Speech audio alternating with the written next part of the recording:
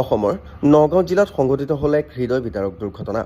ই 2025 বছৰটোৰ কৰুণ ঘটনা হিচাপে চিহ্নিত হৈছে।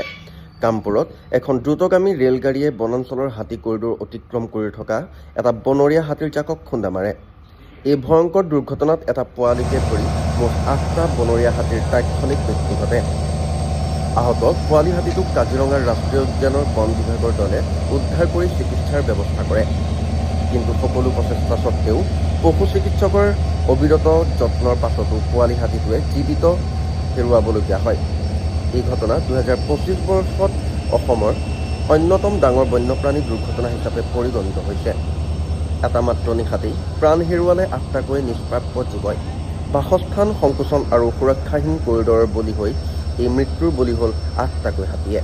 বৰ্তমান অসমত প্ৰায় 4,000 বনৰীয়া হাতী বাস কৰে আৰু উত্তৰ পূৰ্বাঞ্চলৰ ৰাজ্যৰ ভিতৰতে প্ৰায় 6,000 হ'ব। কিন্তু বনাঞ্চল ধ্বংস আৰু প্ৰাচীন কালৰে পৰা হাতী চলাচল পথৰ মাজেৰে ৰেলপথ নিৰ্মাণৰ ফলত মানৱ হাতী সংঘৰ্ষ দিনে দিনে বৃদ্ধি পাইছে।